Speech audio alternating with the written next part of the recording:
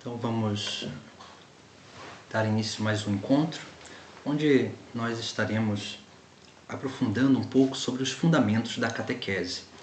O próprio termo catequese, ele vem já desde a antiguidade e ele é um termo grego que significa, ação de instruir a viva voz. Isso significa o quê? Significa que a catequese ela é essencialmente o anúncio do Evangelho. Então a catequese é justamente esse processo onde um que já foi instruído na fé transmite de viva voz ao outro os conteúdos da fé. Então nós precisamos justamente adentrar nesse grande mistério, e nesse grande ofício ministerial que é o ofício catequético, que nos chama a uma responsabilidade de transmitir uma verdade. Por isso que, se nós pegarmos a passagem do capítulo 28 do Evangelho de São Mateus, versículo do 18 em diante, nós vamos ver que Jesus se aproxima dos discípulos, aqui antes da sua ascensão, aproxima dos seus discípulos e vai dizer, foi-me dada toda a autoridade no céu e na terra, e depois fazer discípulos entre todas as nações, e batizai-os em nome do Pai, do Filho e do Espírito Santo, ensinai-lhes a observar tudo o que vos tenho ordenado. Veja que esses versículos, do 18 até o 20, nós temos aí o fundamento da catequese, o fundamento essencial da catequese. Primeiro, Jesus Cristo ele diz que toda a autoridade foi dada a ele, ou seja, essa autoridade que foi dada a ele vai ser transmitida aos seus discípulos. Jesus frisa isso para dizer o quê? Que esse envio que ele está dando aos seus discípulos é justamente para realizar, através da sua própria autoridade, o anúncio da Boa Nova. Depois, nós vemos que os discípulos farão as vezes do próprio Cristo, e ali nós vemos que Jesus Cristo ele ainda continua dizendo, e depois fazer discípulos entre todas as nações. Veja, fazer discípulos significa justamente catequizar, Mas nós só seremos capazes de catequizar, de fazer discípulos, se nós aprendermos a ser bons discípulos. E é isso que nós vemos, como que Jesus Cristo nos chama a atenção sobre isso. Se nós pegarmos uma outra passagem no Evangelho de São Marcos, nós vamos ver ali, quando Jesus Cristo chama os 12 apóstolos, ele vai dizer a seguinte coisa, Aliás, o evangelista, ali relata, justamente isso, E vai dizer o texto, lá no capítulo 3 do Evangelho de São Marcos, versículo 13 seguintes, Vai dizer assim, Jesus subiu a montanha e chamou os que ele quis, e foram a ele. Ele constituiu então os 12 para que ficassem com ele e para que os enviassem a anunciar a Boa Nova. Veja que no final do Evangelho, nos seus últimos atos, nas suas últimas pregações e aquilo que nas recomendações que ele dá aos seus discípulos, ele retoma aquilo que ele fez lá no início, porque Jesus chamou para estar consigo, para que depois pudesse enviar a anunciar a Boa Nova. Ou seja, Jesus ele foi o primeiro catequista, ele chamou para estar com ele, para aprender dele nesse discipulado, para que depois esse discípulo fosse como o mestre, ou seja, seja reflexo do mestre, capaz de formar outros discípulos. Assim deve ser a nossa vida e a nossa experiência de catequese. Todo catequista ele é um formador de discípulos de Jesus Cristo. Depois nós temos um outro dado. Veja que fazer discípulos entre todas as nações, batizai-os em nome do Pai, do Filho e do Espírito Santo. Aqui nós vemos o que? O batismo como esse ato sacramental. O discipulado, ele prepara para uma vivência batismal. Porque a vivência batismal é o quê? É a participação da vida divina. Todo batizado, ele é batizado, a palavra batismo significa mergulhar ou imergir. todo batizado ele é mergulhado, imergido na vida do próprio Deus. E é isso que nós precisamos aprender, né, a fazer discípulos dessa forma, para que cada cristão possa viver bem o seu batismo, viver essa participação da vida divina. E depois, né, nós vemos que ali também Jesus Cristo ele recomenda: ensinai-lhes a observar tudo o que vos tenho ordenado. Ou seja, né, ensinar a observar tudo o que Jesus Cristo ordenou, todos os seus mandamentos, seus ensinamentos, a sua vida.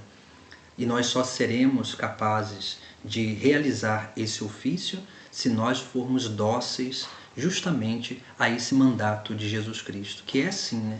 Mas se a gente não conhece a nossa fé, a nossa doutrina, se a gente não conhece a nossa moral, se a gente não conhece as riquezas que a igreja recebeu do próprio Cristo, nós não vamos ser capazes de transmitir e realmente, né, permitir, né, com que esses catequizandos, essas pessoas que nós formamos, observem. Né? Observem não é ver, né, mas é praticar. Pratiquem aquilo que Jesus Cristo ordenou. Por isso que nosso processo, né, de catequese, nosso processo catequético precisa ser mais efetivo e mais profundo, porque muitas vezes nós caímos num grande erro.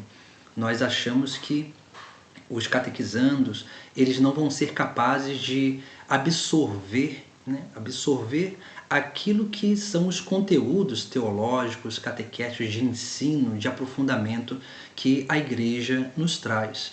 E isso é o grande erro do catequista, né, que ele subestima primeiramente o catequizando e depois subestima o próprio Espírito Santo, porque nós somos unicamente instrumentos de uma obra que é muito maior do que nós, que é a obra do próprio Cristo. Né? Cristo que foi movido pelo Espírito Santo, nós precisamos nos permitir ser movidos pelo Espírito Santo também, para que nós possamos transbordar essa graça do Espírito Santo para a vida daqueles que nós guiamos, que nós ensinamos e educamos na fé.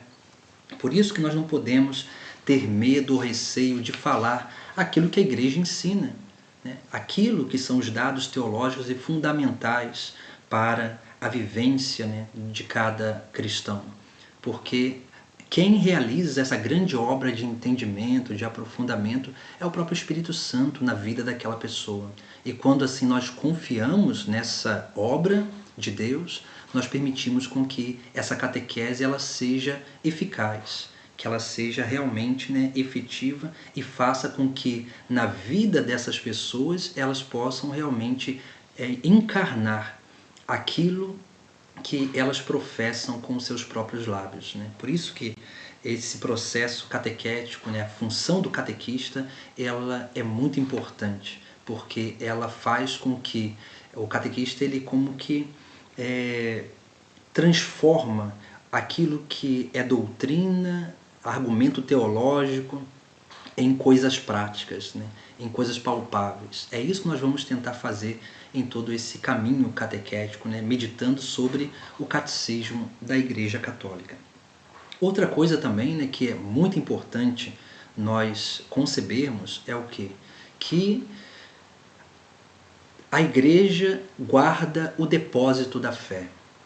Jesus Cristo confiou à Igreja esse depósito da fé. Por isso que ele funda a igreja sobre a fé de Pedro. Depois nós vamos falar um pouco mais sobre isso. Por isso que nós precisamos ir adentrando nessa grande experiência de estar unidos à igreja, porque é a igreja que conserva desde a antiguidade aquilo que é o depósito da fé. Por isso que o catecismo, o novo catecismo da Igreja Católica, ele tem como que um intuito, um anseio de formar, né, e de explanar, digamos assim, né, a doutrina cristã, não só para os católicos, mas principalmente para todos os cristãos e todos aqueles que querem encontrar em Cristo, né, desejam encontrar em Cristo um sentido para a sua vida. Por isso que a Igreja, né, Católica, ao compor esse catecismo, esse novo catecismo, teve uma grande preocupação em trazer, né, como fontes, né, desse catecismo a Sagrada Escritura, a tradição e o magistério, para que a gente possa entender, né, no decorrer do tempo, como que foi o desenvolvimento, né, desses dogmas, dessas verdades de fé, como que a igreja ela foi dando um entendimento dessas realidades aos seus fiéis. E é isso que nós vamos procurar também fazer, né? Principalmente coletando na Sagrada Escritura aqueles elementos essenciais e básicos para a nossa catequese.